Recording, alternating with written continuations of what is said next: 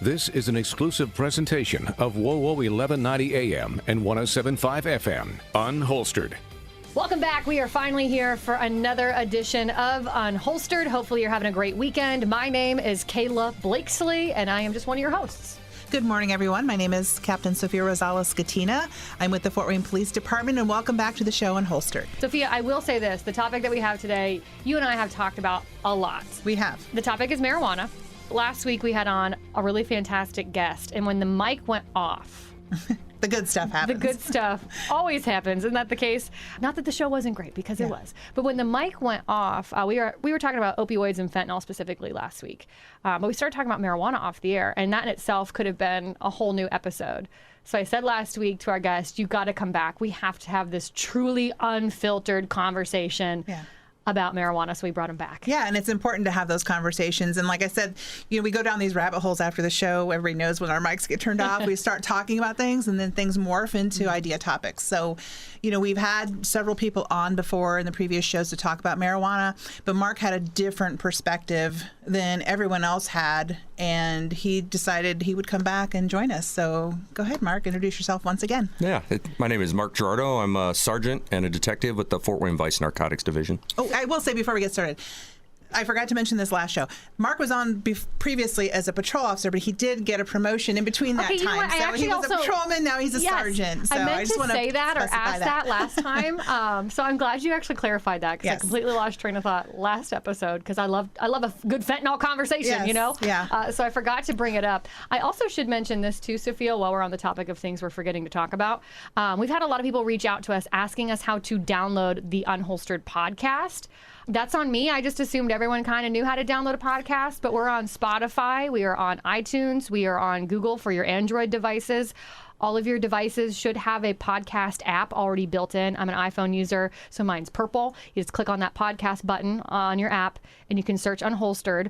Or if you're still really like, KB, I have no idea, you can just go to Google and Google Unholstered Podcast, and you can find a link that way. So those are the three platforms we're on: iTunes, Spotify, and Google for Android device. All right. Okay, now I want to get to the good stuff. Mark, first and foremost, so the mics went off last weekend, and you really should download that podcast if you haven't heard it.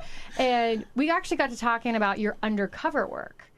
And you were telling us about the, quote, marijuana, if you will, that you used during your undercover operations, wizard weed. Can you tell us a little bit about that? Yeah, and let's clarify. One, the Fort Wayne Police Department does not endorse using narcotics.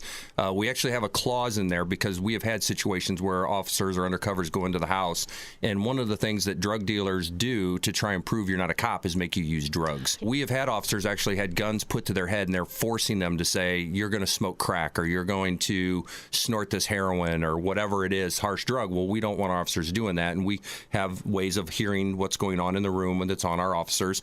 And we have to either A, come rescue them, or they have to talk their way out of it. So what we were talking about is this stuff, and it had the name wizard weed. Kind of looks like really, a marijuana user will know it as like really crappy marijuana. Like it's like got lots of stems and seeds and stuff in it. But when you burn it, it smells just like real marijuana, but it has no THC content. And we didn't smoke it, but if I let it burn in a car, it smelled just like marijuana. So if I was doing a drug deal undercover, it smelled like was getting high, which is pretty common for drug users. They use marijuana along with the other illicit drugs that they're on. So it was kind of like a drug dealer camouflage for us. Yeah, I find it fascinating, the whole undercover world, and the fact that you work so deeply undercover, and we don't have to talk about all of that because I'm sure you don't want to give away all your tips and tricks, but I will say this: when you walked in today, it's the first time I've ever seen you not in uniform. You legit look undercover today. Good, that's good.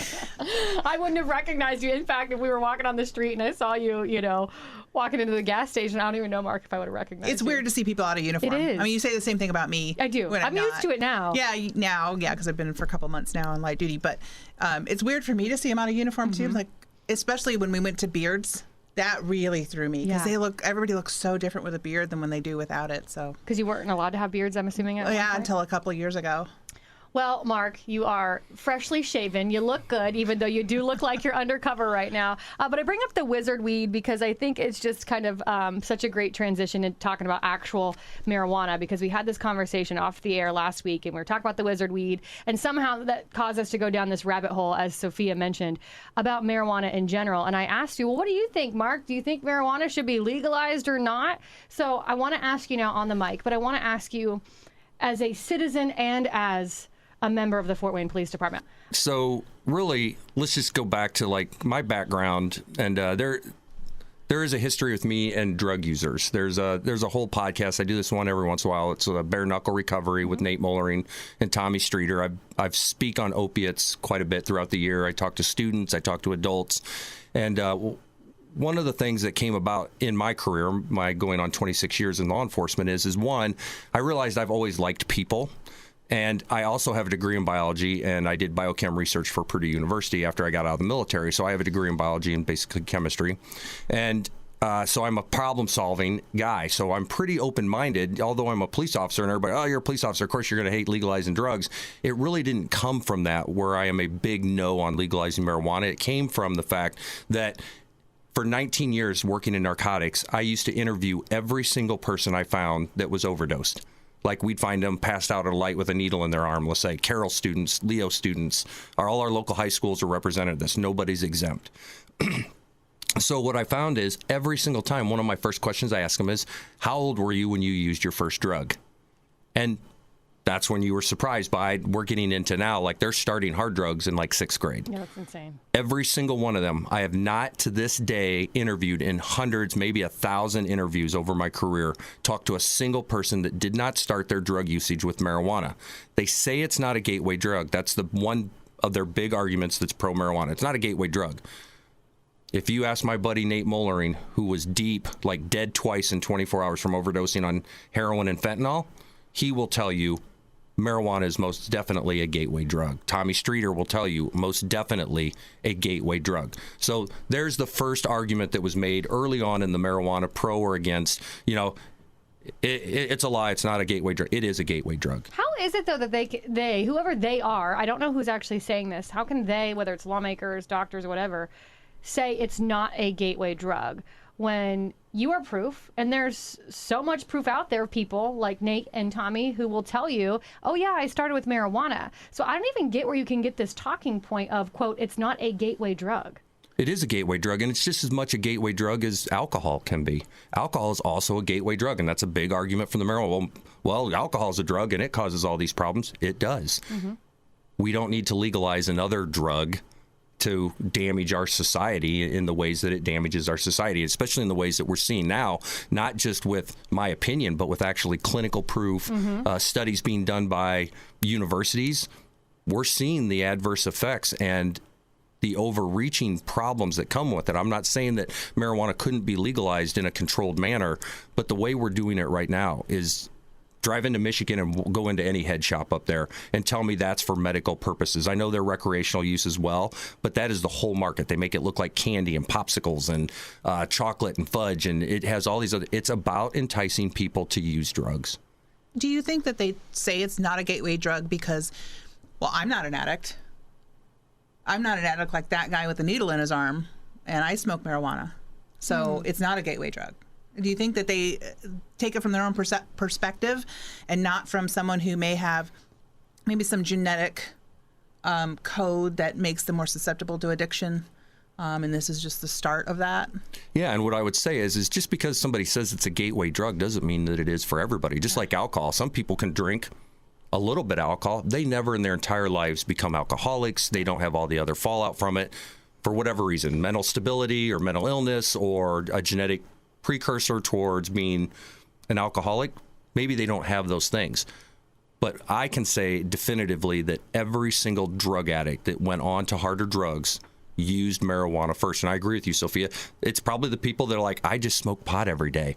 I have no desire to do any other drugs. Well, I drink a little bit of alcohol and I don't want to smoke crack. That doesn't mean that alcohol can't be a gateway drug into these other things. Yeah. I firmly believe that it's just people's perspective, because it's not, because I'm not an addict doesn't mean that means it's not a gateway drug. It's a pretty crappy argument. I mean, I think so. It's a really good point. Good point you make. But I'm saying to stand up there, whether it be on the state house floor or even clear up to the House floor in D.C. and to say it's not a gateway drug just because it wasn't for me. Yeah, and everybody I know that I talk to openly about their recovery or something has said the same thing. Same thing. I started with marijuana. So, but what about on the flip side then?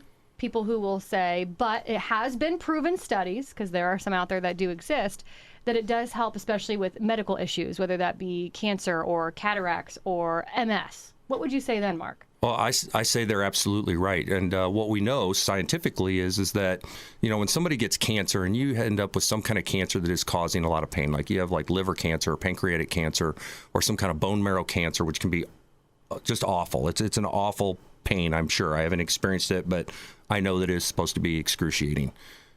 They have to be on chemotherapy. So the way I understand it is when you're on chemotherapy, you're taking radiation, it causes you to be nauseated. You don't have an appetite. You just physically don't. You don't want to eat. And what marijuana can do for you is it suppresses that nausea. It actually creates like an appetite for you. And it also has pain relief factors in it as well. So it's kind of like a triple threat to coping with cancer.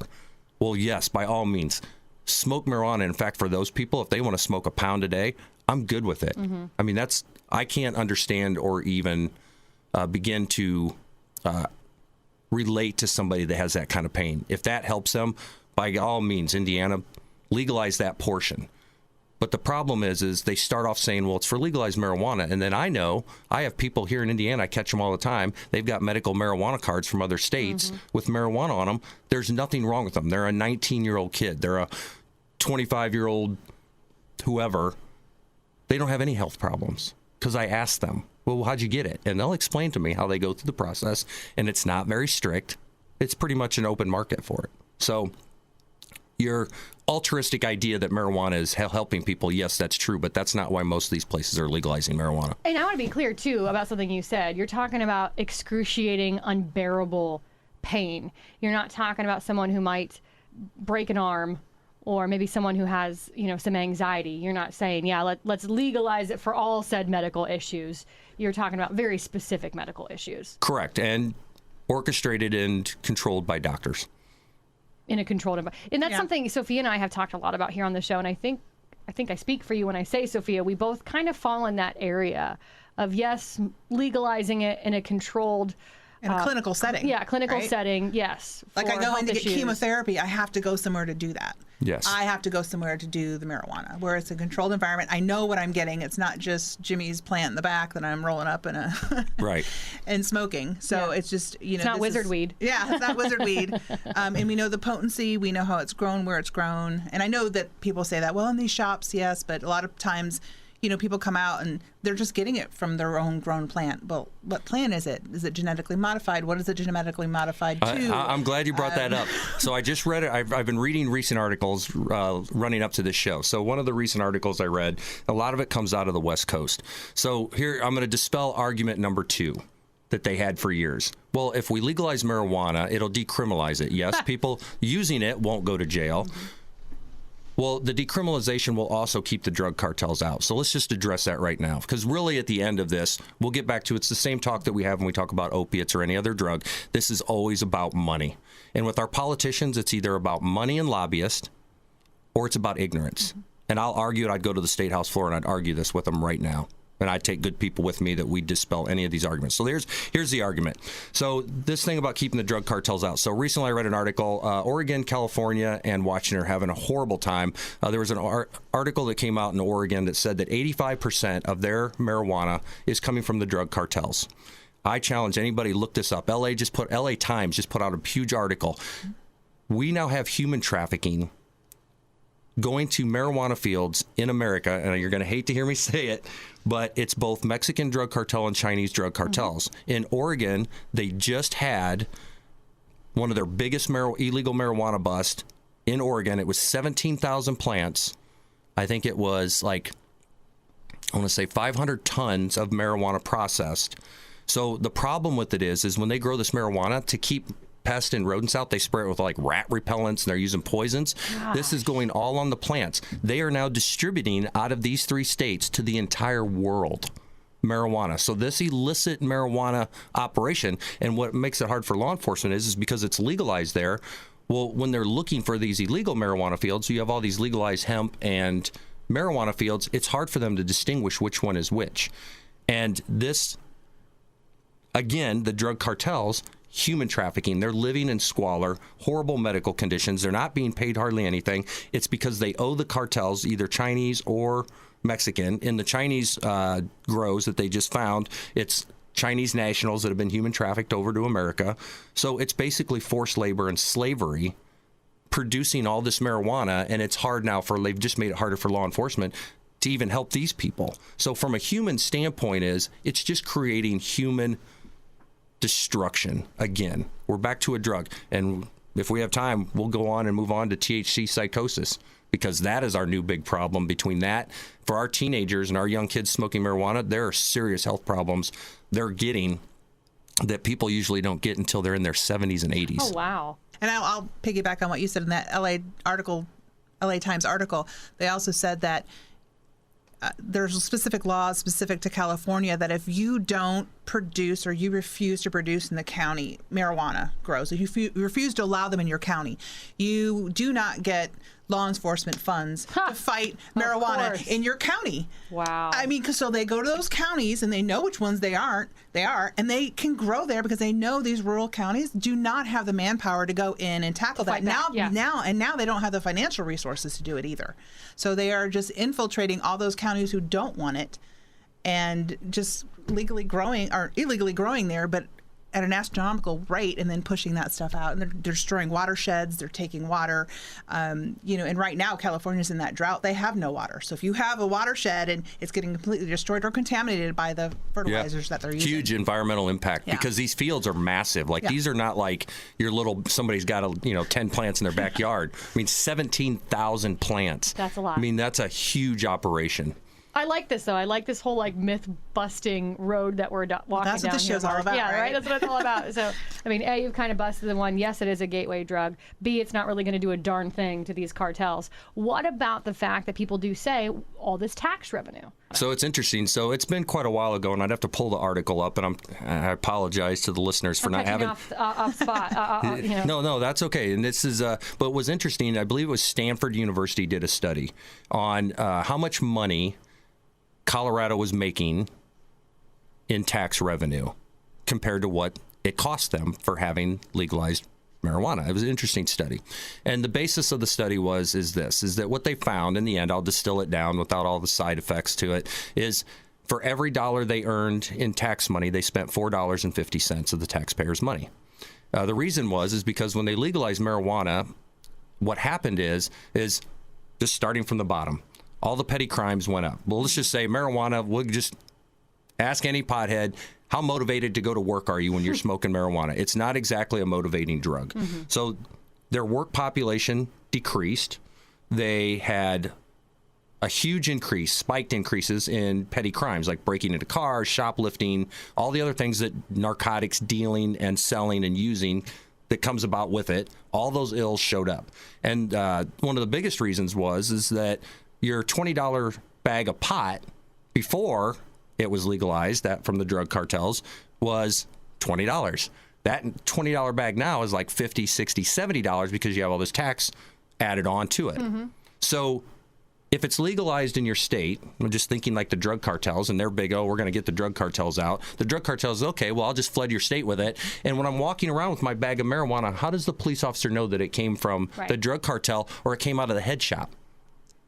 It's now legal, so it doesn't matter where it came from. Right. I can't control that in law enforcement, so the state isn't really even getting their dues, so to speak. And then you have all these other physical attributes that are, basically problems that are coming with it. Healthcare, driving while high, accidents go up, your emergency rooms, your emergency services people all being taxed at a higher number or rate because now you have another drug that you've just endorsed to throw into your community. Yeah, and there is no test other than, in-person tests by the police to show that you're impaired.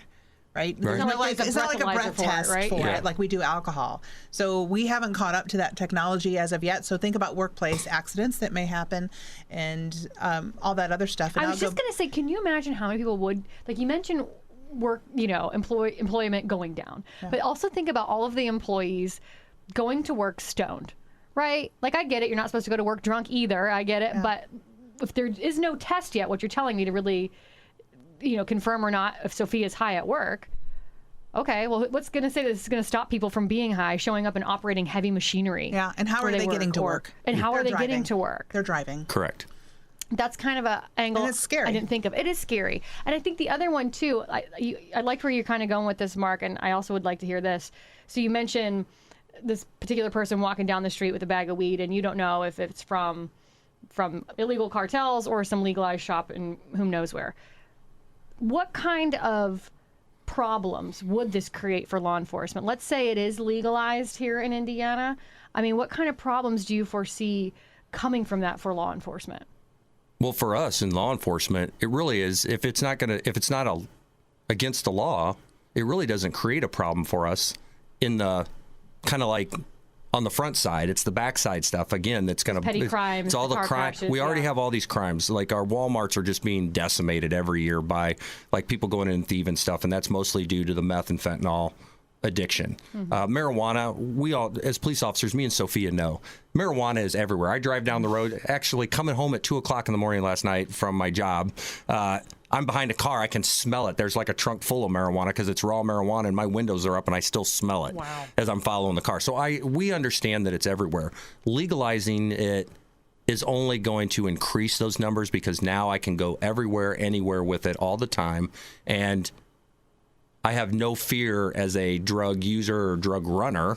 Let's just deal with the dealers. If that's really what we want to talk about, the drug dealers. What do I do with them? It's legal. I carry a pound. It's personal use. The problem is we are woefully ignorant because we are not looking at the research and the data that's already out there. That's been for the last however many years it's been legalized in these other states, and looking at all the other aspects of the marijuana. We're just looking at, we want to smoke marijuana. It has this one health benefit, and we're going to make a ton of money. Yeah. And then we're not looking at... It all comes down to money, right? Yeah, it does. All comes back down to... Yeah, well, that's politics for you. Yeah, that's politics. And we haven't even touched on yet, like this thing with our... and again, back to the human side of me, outside of me being a police officer and in narcotics, like looking at this purely from a scientific method. In other words, I have a hypothesis that this is bad, and then how do I go about proving that it is bad? Well, all the data's coming in. Well, I'm going to schools, I'm testing drugs, I'm being called in by the principals, hey, we found this vape cartridges, can you test it for THC? And we have already seen in Fort Wayne something called THC psychosis, and it's growing across America. And that, to me, that's super interesting to me because it's a medical and it's a science thing. So THC psychosis is this. And it's problem number 4 with marijuana. The marijuana of the 1970s is not the same as the marijuana today. 1970s marijuana, you're looking at like 15 to 20% THC. Okay, it's pretty low concentration in marijuana. In these vape cartridges, it is now up to 98% THC.